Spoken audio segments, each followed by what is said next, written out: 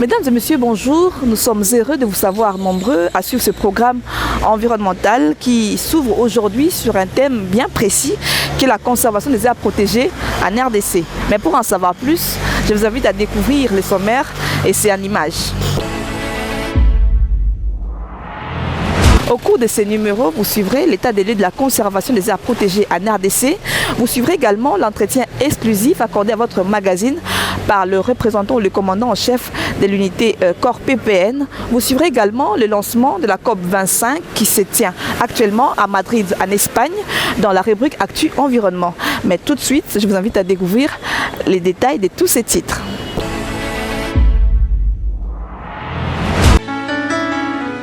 Les continents africains abritent une richesse floristique et faunique impressionnante, allant des espèces individuelles à des habitats endémiques. L'intérêt grandissant accordé à la protection de l'environnement en général et aux écosystèmes en particulier a mené plusieurs États africains à créer des aires protégées sur leur territoire. Toutefois, dans certains cas, le choix et les modalités des zonages de ces aires protégées ont été faits de manière ambiguë. C'est là justifie la multitude de conflits liés à la mise en place des zones de conservation. La RDC, pour sa part, possède plus de 60 aires protégées et quelques 9 parcs nationaux. Et malgré cette richesse, il est à ce jour difficile de relier une de ces aires protégées à une quelconque catégorie de l'Union internationale pour la conservation de la nature.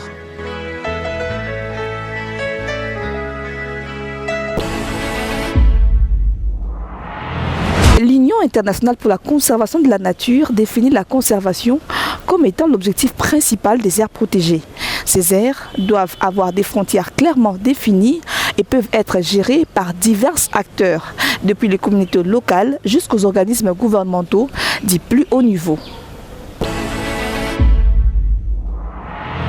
La conservation renvoie à des mesures de gestion permettant une utilisation durable des ressources naturelles et des écosystèmes. Cela inclut leur protection, leur entretien, mais aussi leur amélioration et leur restauration, comme le prévoit la loi numéro 14 du 11 février 2014 de la RDC.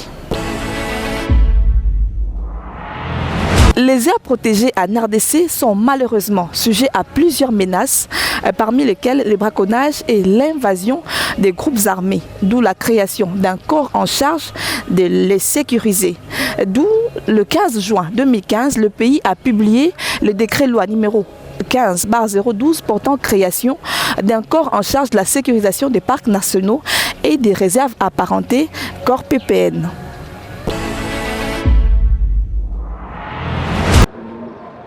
La décision qui a milité à la création du corps pour la protection de parcs nationaux et réserves apparentées s'inscrit dans les cadres de la mise en œuvre de la déclaration de Kinshasa co-signée par la directrice générale de l'UNESCO et l'ex-premier ministre congolais Adolphe Muzito lors d'une réunion en 2011. Le corps PPN va permettre de lutter efficacement contre l'augmentation croissante du braconnage affectant particulièrement les éléphants et rhinocéros qui se pérennisent en raison de l'accroissement du commerce illégal d'espèces de faune et des flores sauvages. Le corps va assurer la protection de parcs nationaux et des réserves naturelles en s'appuyant sur la lutte contre le braconnage et la criminalité faunique sur l'ensemble du pays. En attendant la construction de son bâtiment administratif, le corps PPN occupe 2 bureaux sur l'avenue Kassavubu derrière le zoo dans la commune de La Gombe. En tant qu'institution paramilitaire, cette unité est dirigée par le général-major Aguru Mamba Maurice, détenteur d'un diplôme des humanités scientifiques et universitaires en électronique. Le général Aguru a suivi plusieurs formations militaires et civiles avant d'occuper plusieurs postes dans les pays et au niveau régional. Et depuis sa désignation au poste de commandant de cette unité, gérée par l'Institut congolais et pour la conservation de la nature, le général Aguru Mamba Maurice a effectué plusieurs descentes dans l'ensemble des 5 sites du patrimoine mondial de la République démocratique du Congo et réserve de faune à Okapi sous la juridiction de son unité. Pour mieux comprendre la nouvelle structure en charge de la sécurité de nos aires protégées, votre magazine s'est donc rendu au siège national du corps PPN où le commandant en chef de cette unité nous a accordé un entretien exclusif. Ce magazine est consacré aujourd'hui sur la conservation des aires protégées en RDC. Vous le savez peut-être ou pas, les aires protégées de la RDC sont également aujourd'hui soumis à des fortes pressions vis-à-vis des groupes armés, des braconniers et bien d'autres dangers qui les menacent.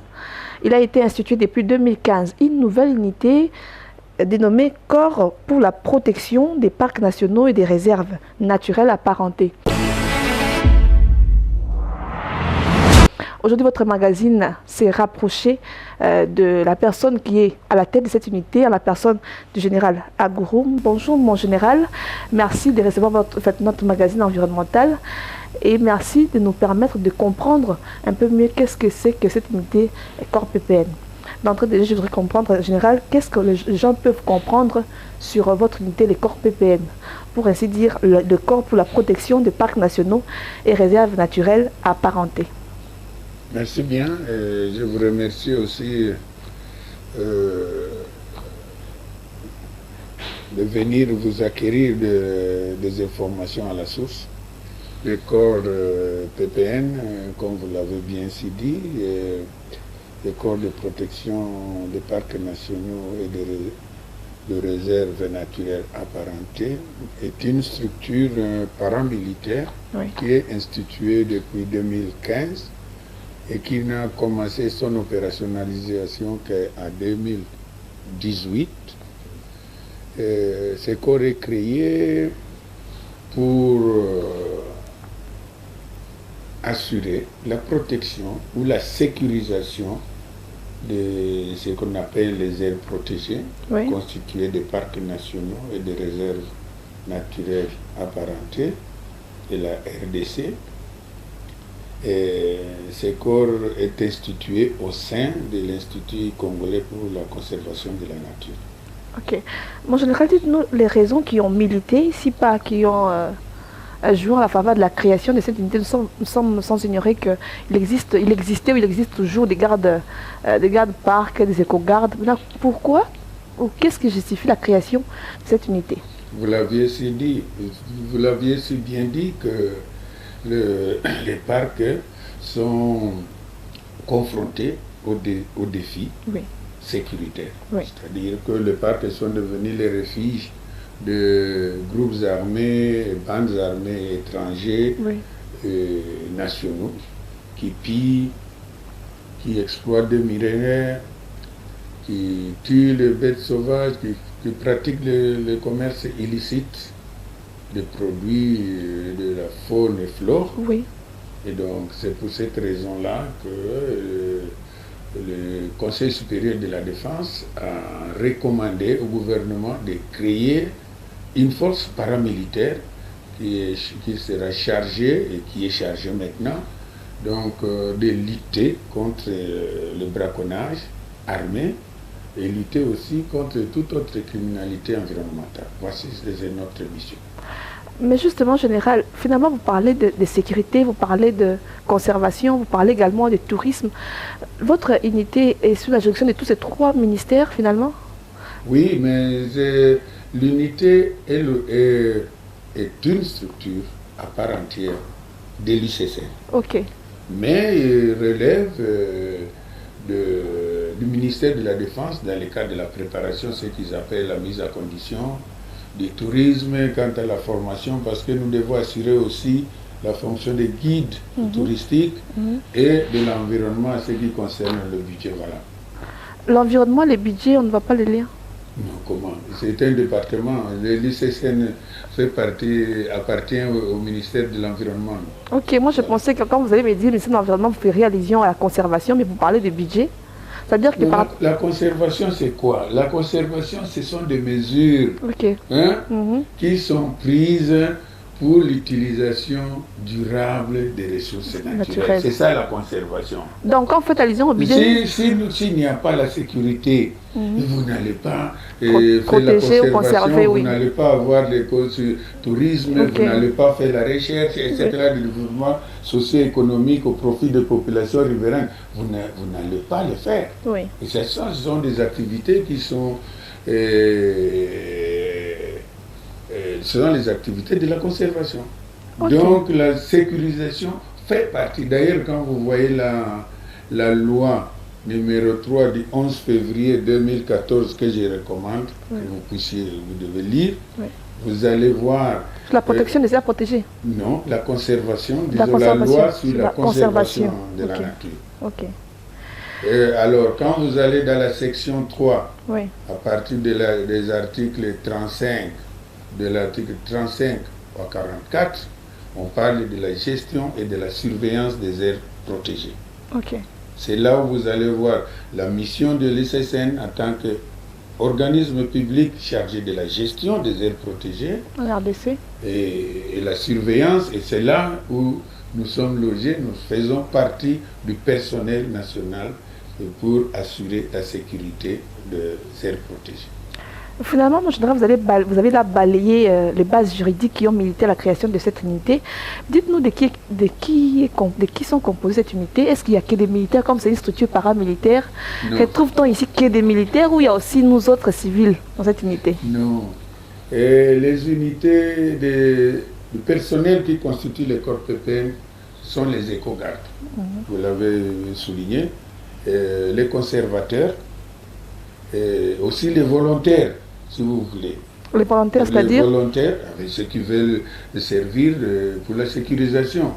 Des aires protégées. Donc des aires protégées, des volontaires, et aussi de certains experts militaires, police et de services spéciaux qui peuvent être affectés ici, détachés, pour des fonctions bien déterminées de commandement ou bien de formation ou d'autres expertises. Voilà. Finalement, votre corps est-il suffisamment outillé ou alors je vais répondre à ma question. Donc désormais, les éco-gardes sont sous votre responsabilité. Avant, il était sous la responsabilité de qui? Non, c'était sous la responsabilité des responsables du site et tout ça. Les éco-gardes étaient chargés pour la lutte anti-braconnage. Et c'est cette unité-là que qu'on a transformée en détachement des corps PPN. Donc nous devons renforcer leurs capacités. Pourquoi on les fait? C'est parce que aujourd'hui les braconniers, les groupes armés ont des capacités opérationnelles qui dépassent celles des éco-gardes. Vous avez vu, vous avez suivi, on a perdu beaucoup des éco-gardes. Donc nous devons développer des capacités opérationnelles qui soient dissuasives, pour dissuader les braconniers et les groupes armés pour qu'ils ne puissent pas commettre des crimes qu'ils sont en train de commettre. Voilà. Alors, on peut dire que le corps PPN est suffisamment outillé, un peu comme l'armée, les FADC. Nous avons notre concept d'emploi. C'est très difficile pour comprendre ça, la doctrine d'emploi. Nous avons défini des capacités opérationnelles dont on a besoin. Nous ne sommes ni de l'armée ni de la police. Nous, notre compétence territoriale est limitée aux aires protégées. Ok. Ni de la police ni de l'armée, mais suffisamment outillés. Mais nous sommes outillés pour remplir correctement notre mission. Dans les aires protégées, vous défendez comme si c'était l'armée? Non. Les textes est clair là-dessus, même la loi et les décrets qui créent les corps PPN, nous pouvons demander l'assistance de l'armée et de la police si nos capacités opérationnelles est déficitaire. Nous avons le droit de demander l'assistance des forces armées et de la police.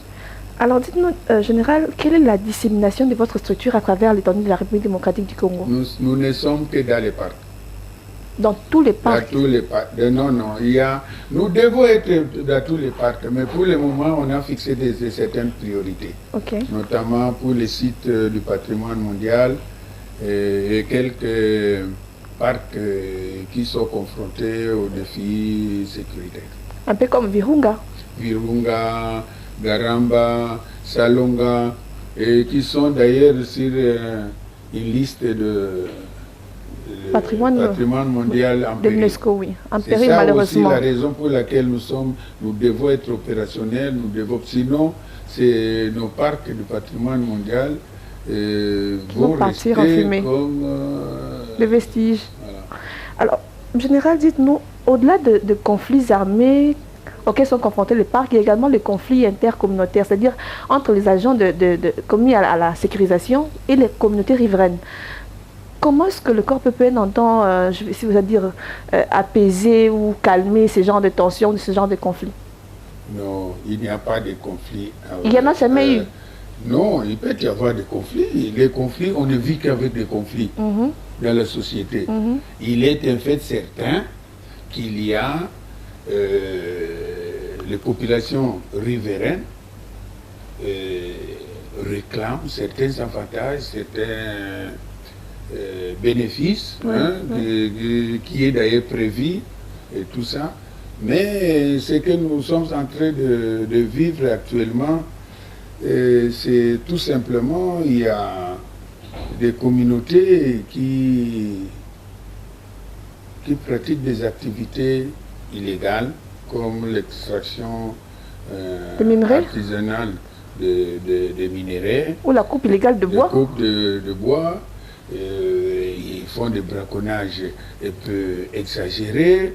Ils capturent des animaux qui sont intégralement protégés, etc. Et tout ça. Et donc, vous savez, pour notre rôle n'est pas seulement un rôle armé, il y a aussi l'application de la loi. C'est-à-dire que le corps PPN, les agents, les éco-gardes sont des agents commis pour l'application des lois. Donc vous sensibilisez également la population? Si, nous devons collaborer avec la population. D'ailleurs, c'est ça l'objectif. Il faut plutôt sensibiliser la population. Ce que nous avons constaté, c'est qu'il y a déficit de communication, de sensibilisation de la population. De la part de qui? De l'éducation. Non, nous devons mettre une stratégie. Vous aussi de la presse. Parce que ce que nous avons constaté, il y a déficit de communication. Les gens ignorent certaines dispositions de la loi. C'est pour cela qu'il y a une certaine dérapage. Disons pas dérapage, mais incompréhension. Je crois qu'il n'y a pas vraiment de conflit, mais il y a des conflits, par exemple, homme-animal. Hein? Oui, par exemple, avec les éléphants qui vont aller dans les... Il y a des gens qui viennent, ils installent leur site d'exploitation minière dans les couloirs, par exemple, des éléphants. Les éléphants sont des animaux comment on peut dire, migratoires. Nomades, migrateurs. Et donc, ils ont des couloirs bien déterminés par an, ils passent. Et vous allez trouver, il y a des gens qui vont cultiver leurs champs là-bas, il y en a qui exploitent. Alors, il faut prendre des mesures pour ça. Donc, c'est ça. Mais général, comment expliquez-vous que des gens se mettent à pratiquer des activités agricoles dans les champs, ou alors qui pratiquent des activités minières dans le parc national? C'est avec, on va dire, la complicité des éco-gardes, ou comment ça se passe? Qu'est-ce qui justifie la présence dans les aires protégées? Non, mais vous savez, il faut d'abord voyager. Il faut savoir, les populations riveraines des parcs vivent des ressources naturelles. Ça, c'est depuis longtemps. De la chasse, la cueillette, des cueillettes, ce qu'on appelle des produits lignés, non lignés, voilà, forestiers non lignés, d'origine végétale et autres, animal et tout ça. Donc il faut les comprendre, et c'est ça d'ailleurs leur source de revenus. C'est là où ils se procurent des protéines pour nourrir leur famille. Animales, etc.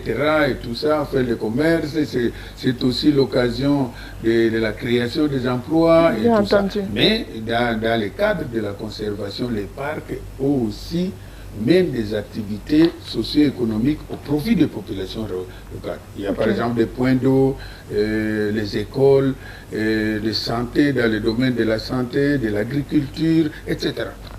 Initié par les parcs. Par les parcs, oui, vous pouvez le voir, de l'électricité, etc. Ok. Dites-nous, général, aujourd'hui, l'insécurité met à mal nos parcs, ça ce n'est plus un secret pour personne.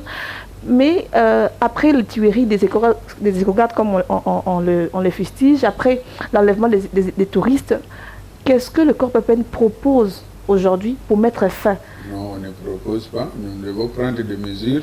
Quelles sont ces mesures? Des mesures anticipatives, des mesures de prévention, des mesures de dissuasion. Nous sommes en train de préparer, il y a certaines mesures dont on ne peut pas parler ici, hein, mais nous sommes en train de prendre toutes les mesures possibles pour que cela n'arrive.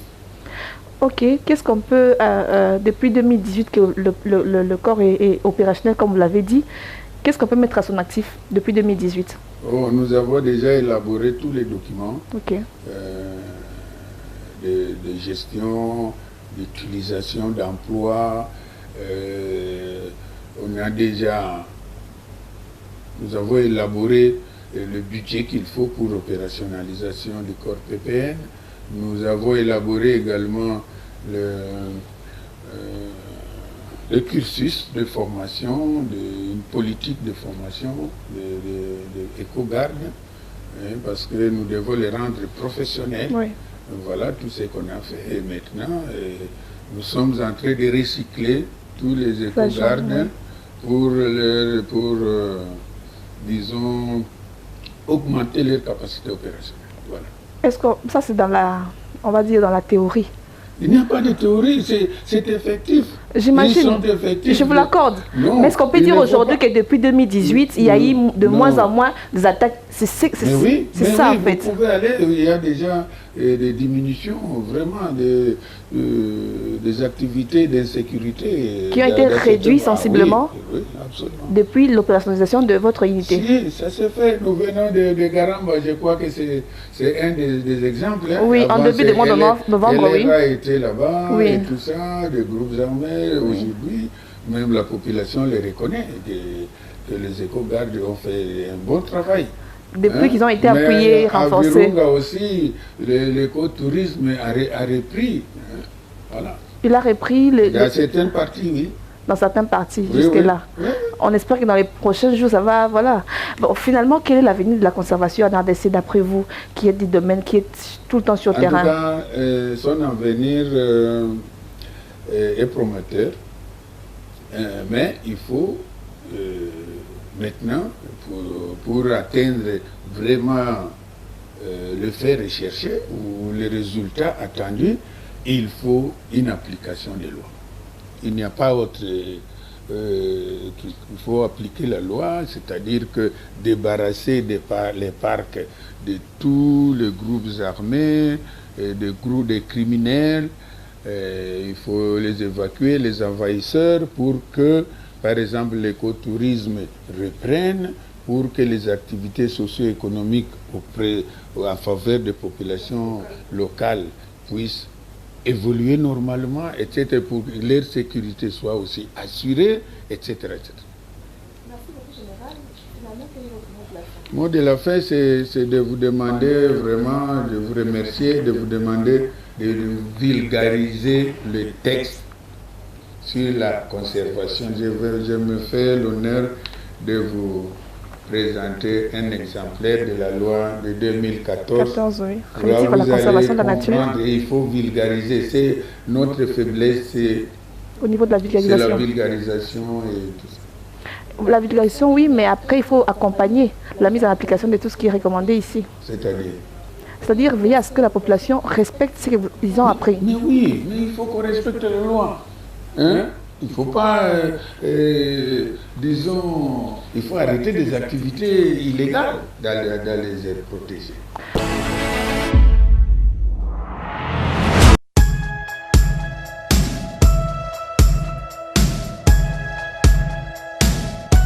La COP25 a pris son envol le lundi 2 décembre dernier à Madrid en Espagne. Ces assises ont été lancées par le secrétaire général des Nations Unies, Antonio Guterres, et focalisent son attention sur le respect de l'accord de Paris qui préserverait l'alimentation mondiale.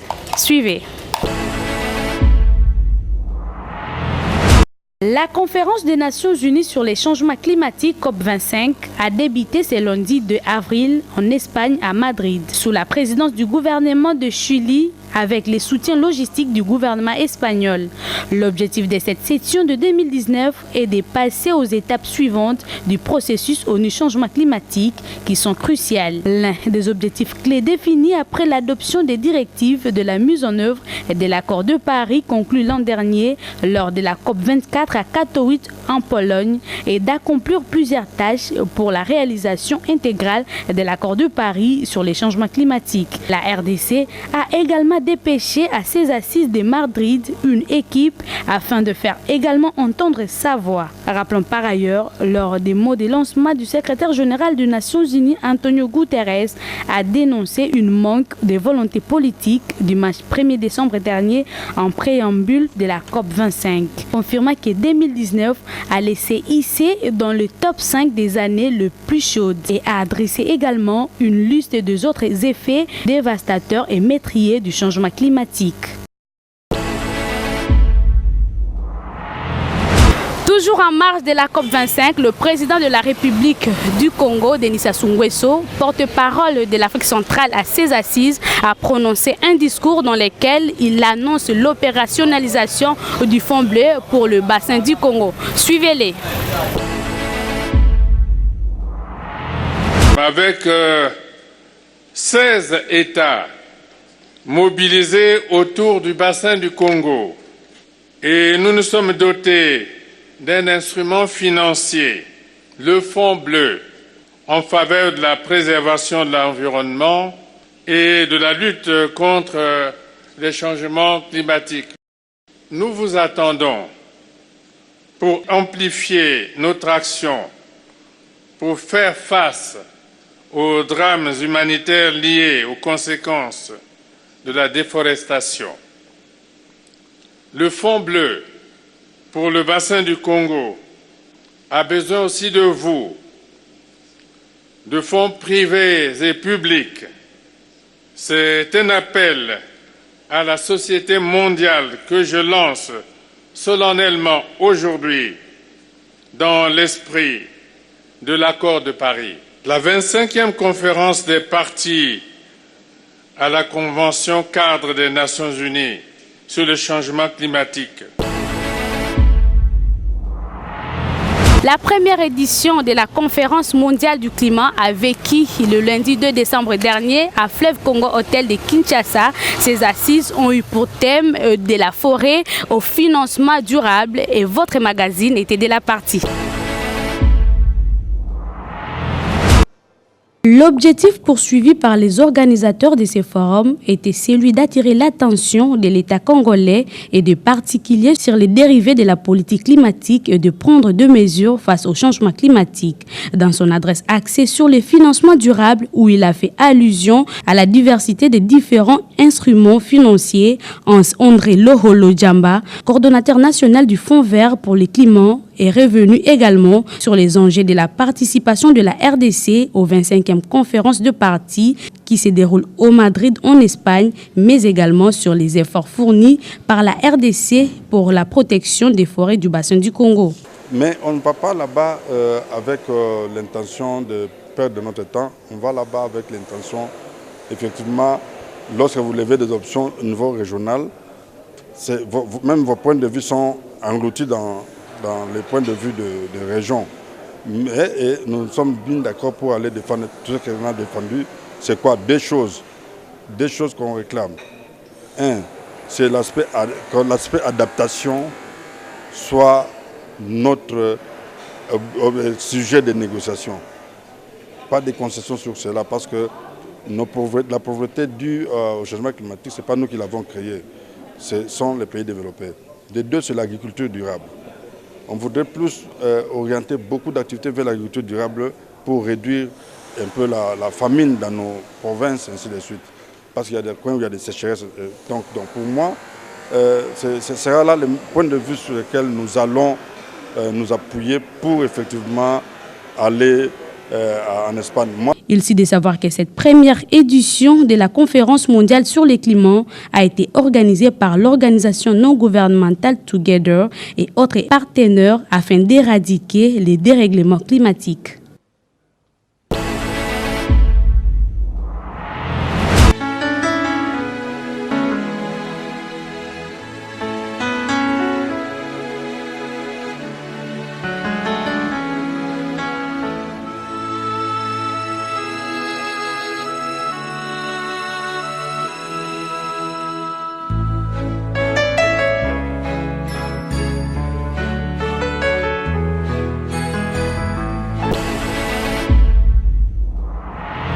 C'est sur les images de ces animaux strictement interdits de commercialisation que se referme ce numéro de votre magazine environnemental Objectif Vert. Merci de votre attention soutenue. D'ici là, portez-vous bien, prenez soin de vous, mais surtout de votre environnement. Au revoir et à la prochaine.